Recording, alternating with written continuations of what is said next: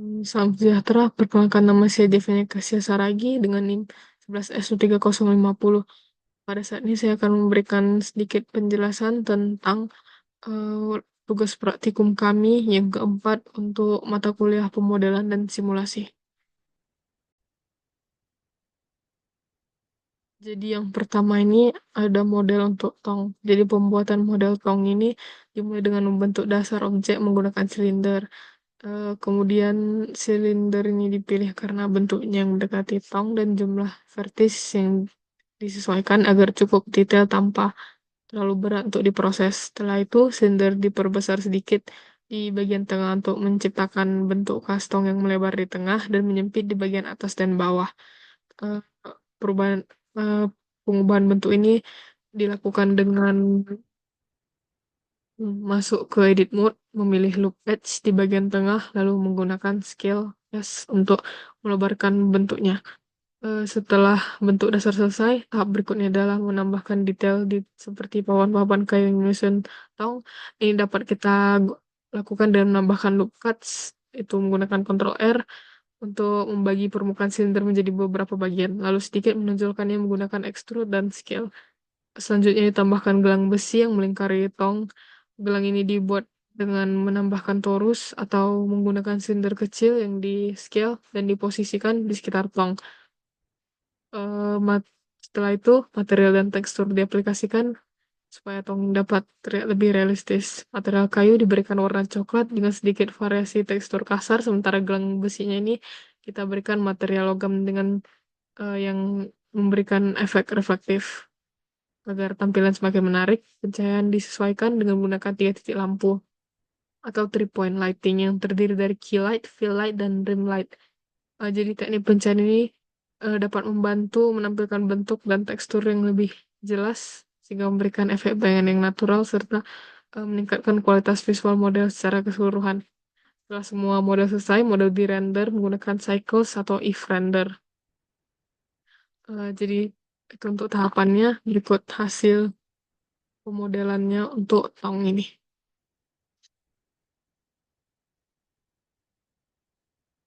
Kemudian kita akan pindah ke model berikutnya. Kemudian kita akan masuk ke pembuatan model tangga spiral ini. Jadi pembuatan model ini memanfaatkan kombinasi modeling modular, array modifier, dan curve modifier. Dalam gambar ini, atau dalam modeling ini, jadi tangga ini memiliki struktur utama berupa anak tangga yang melingkar di sekitar poros tengah dengan pagar yang mengikuti kelengkungan tangga ini.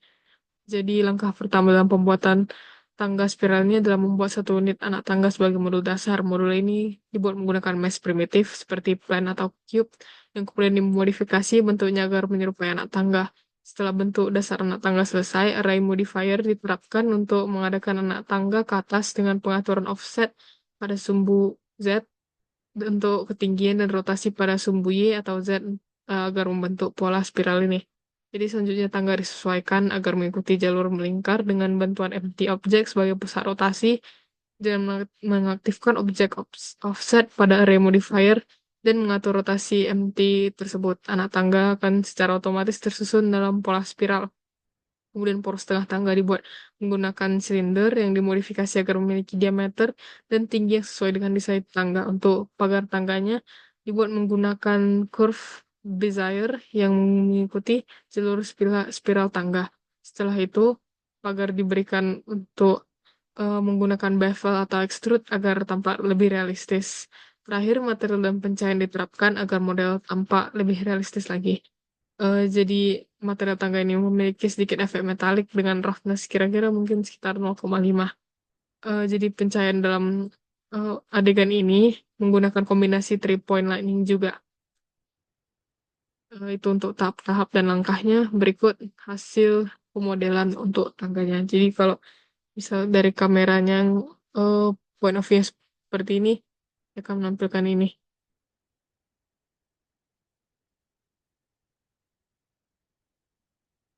Hmm, Jadi ini agak lama load karena sampelnya agak tinggi. Jadi itu untuk yang tangga berikutnya kita akan masuk ke model tangan robot. Nah, jadi untuk pembuatan model tangan robot ini, kita mulai dengan menggunakan Bezier curve untuk menciptakan jalur lengkungan utama. Jadi kurva ini digunakan sebagai dasar bagi struktur tangan. Dengan masuk ke edit mode, titik-titik kontrol pada kurva dapat disesuaikan untuk bentuk jalur yang memungkinkan tangan robot untuk melingkar atau membentuk pose nanti sesuai kebutuhan desain. Setelah jalur dasarnya sudah dibuat, elemen-elemen modular seperti segmen tangan ditambahkan dengan menggunakan array modifier dan curve modifier. Jadi array modifier ini digunakan untuk menggandakan segmen tangan dalam jumlah banyak secara otomatis, sementara curve modifier memungkinkan segmen-segmen tersebut mengikuti bentuk kurva yang telah dibuat sebelumnya. Dengan kombinasi kedua modifier ini, tangan robot akan menghasilkan bentuk seperti ini, dengan segmen-segmen yang seperti ini. Nah, jadi pada bagian ujung tangan robot yang berbentuk seperti capit atau cakar mekanis ini dibuat secara terpisah dengan teknik pemodelan poligonal menggunakan primitive meshes seperti silinder, cube, atau plane. Setelah dibentuk sesuai dengan desain diinginkan, bagian ini kemudian diposisikan di ujung jalur tangan robot. Dengan menambahkan detail tambahan seperti engsel atau sendi, maka tampilan akhirnya akan menjadi seperti ini. Terakhir, untuk meningkatkan kualitas visual model, kita dapat menerapkan material dan juga pencahayaan. Material berbasis logam dapat kita berikan untuk menciptakan efek tampilan robotik dengan refleksi ringan yang menunjukkan permukaan besi atau baja. Pencahayaannya juga dapat kita atur menggunakan teknik three-point lightning dan juga yang dapat membantu menampilkan model. Nah, jadi untuk hasil akhirnya dia akan tampil seperti ini. Disinilah bagian dari tangan robotnya, inilah jalur curve tadi itu. Sementara ini untuk capitnya.